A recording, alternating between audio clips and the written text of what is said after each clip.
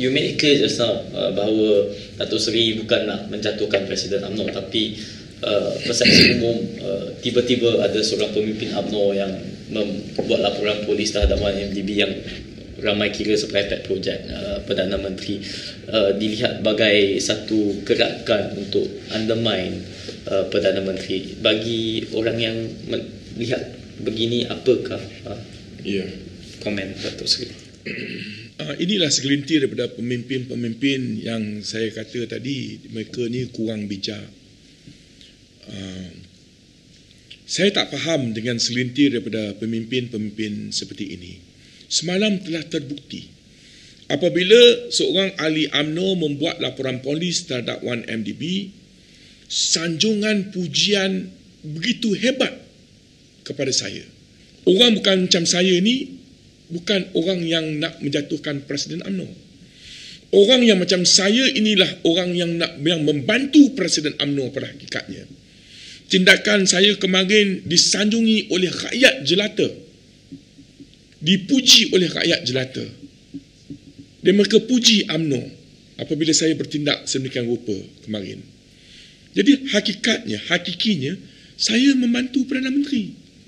Orang yang nak menjatuhkan Perdana Menteri, orang yang nak membunuhkan Perdana Menteri adalah segelintir daripada pemimpin-pemimpin tertinggi UMNO yang duk menjadi kaki bodek kepada Presiden UMNO, yang duk melalaikan Presiden UMNO, yang duk buatkan Presiden UMNO dan Perdana Menteri menjadi leka.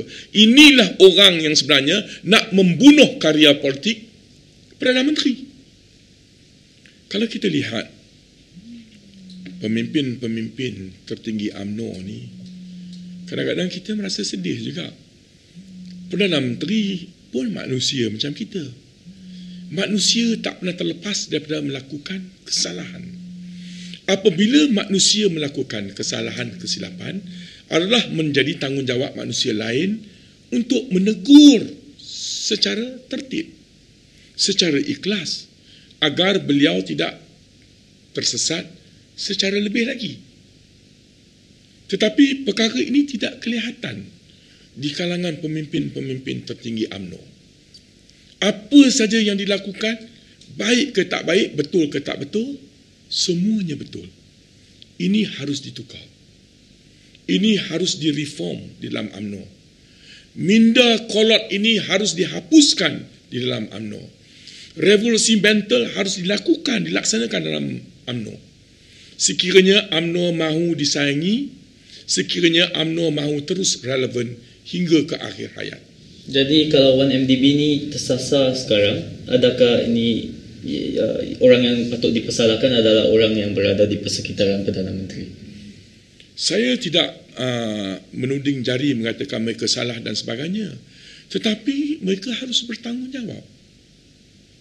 Kalau ini syarikat, satu entiti yang dimiliki 100% oleh Kementerian Keuangan, kalau pentadbir eksekutif, lembaga pengarah 1MDB dan kaki tangan MDB melakukan kesalahan dan sebagainya, tetapi kalau pihak Kementerian Keuangan mengatakan mereka tidak tahu menahu, saya rasa itu salah. You must be able to put hands on.